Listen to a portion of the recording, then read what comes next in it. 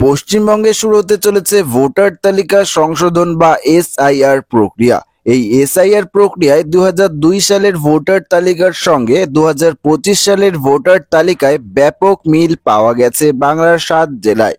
নির্বাচন কমিশনের প্রকাশিত ম্যাপিংয়ে দেখা যাচ্ছে 2002 থেকে 2025 সালের ভোটার তালিকায় ব্যাপক মিল রয়েছে।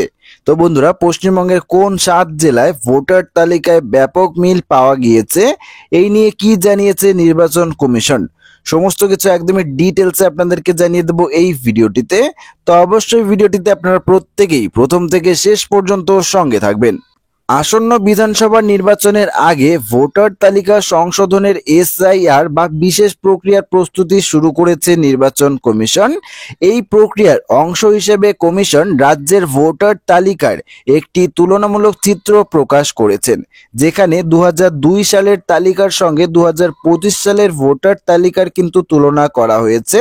কমিশনের ম্যাপিংয়ে দেখা যাচ্ছে বাংলার 60টি জেলায় 51.3% থেকে 65.2% ভোটারের নাম কিন্তু 2025 সালের ভোটার তালিকাতেও রয়েছে, যা 2002 সালের তালিকার সঙ্গে কিন্তু মিলে যাচ্ছে।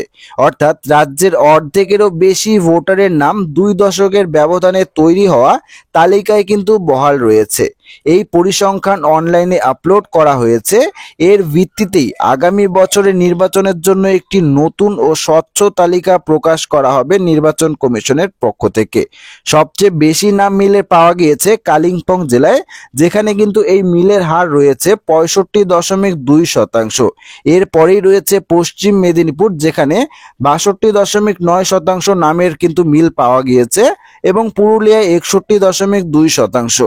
অন্যদিকে সর্বনিম্ন মিল পাওয়া গিয়েছে ঝাড়গ্রামে, যেখানে 51.3% নামের কিন্তু মিল পাওয়া গিয়েছে। তার ঠিক ওপরেই রয়েছে আলিপুরদুয়ার, যেখানে 53.7% নামের মিল পাওয়া গিয়েছে, এবং কলকাতার উত্তর বিভাগে এই মিলের হার 55.3%। অর্থাৎ বাংলার এই সমস্ত জেলায় কিন্তু যে 2002 সালের ভোটার লিস্ট ছিল, সেই ভোটার লিস্টের সঙ্গে 2025 সালের যে খসড়া ভোটার লিস্ট জারি করা হয়েছে, সেই ভোটার লিস্টের কিন্তু প্রায় 50%-এর ওপরে কিন্তু নামের মিল রয়েছে, যার ফলে যেই সমস্ত ভোটারের নাম এই দুই লিস্টেই রয়েছে, অর্থাৎ 2002 সালের লিস্টে এবং 2025 সালের লিস্টে ওদের নাম রয়েছে, তাদের কিন্তু ভোটার ভেরিফিকেশন অর্থাৎ এসআইআর প্রক্রিয়া সম্পূর্ণ করানোর সময় কোনো ডকুমেন্ট দেখাতে হবে না বা ভেরিফাই করাতে হবে না। কিন্তু যাদের এই দুটি লিস্টের মধ্যে নাম নেই, তাদের কিন্তু ভোটার ভেরিফিকেশন বা এসআইআর প্রক্রিয়া সম্পূর্ণ করানোর জন্য বেশ কয়েকটি নথিপত্র দেখাতে হতে পারে। পাশাপাশি দেখে নেব এখানে আরো কি বলা রয়েছে। রাজ্যের মুখ্য নির্বাচনী আধিকারিক মনোজ আগরওয়াল জানিয়েছেন, ঝাড়গ্রামে নামের মিল কম হওয়ার কারণ হলো 2002 সালের তালিকা সংশোধনের সময় জেলায় বহু আদিবাসী কোনো পরিচয়পত্র ছিল না। তিনি আশ্বাস দিয়েছেন, 2002 সালের তালিকায় নাম না থাকলেও বা তাদের বাবা মায়ের নাম উভয় তালিকায় না থাকলেও তালিকা সংশোধনের পর সকলকেই প্রকৃত ভোটারের অবশ্যই অন্তর্ভুক্ত করা হবে। তিনি আরো উল্লেখ করেন, 1995 সালে ইপিআইসি অর্থাৎ ইলেকটোরাল ফটো আইডেন্টি কার্ড জারি করায় অনেক ভোটারের নাম 2002 সালের তালিকায় ছিল না। এই পরিস্থিতিতে বিকল্প নথি থাকলেও আতঙ্কিত হওয়ার কিছুই নেই।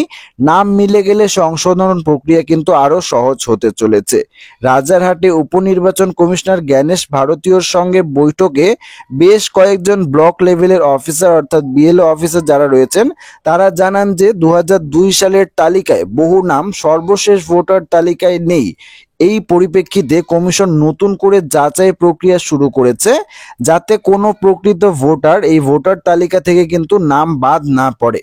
তো বন্ধুরা, আশা রাখবো আপনারা সবাই বুঝতেই পেরেছেন যে 2002 সালের যে ভোটার তালিকা রয়েছে, সেই ভোটার তালিকার সঙ্গে 2025 সালের যে ভোটার তালিকা রয়েছে, সেই ভোটার তালিকায় কিন্তু প্রায় 50%-এর ওপরে মানুষের নাম কিন্তু মিলে যাচ্ছে, এবং এর ফলে কিন্তু কমিশনের কাজ অনেকটাই সহজ হতে চলেছে, ভোটার ভেরিফিকেশন অনেকটাই সহজ হতে চলেছে।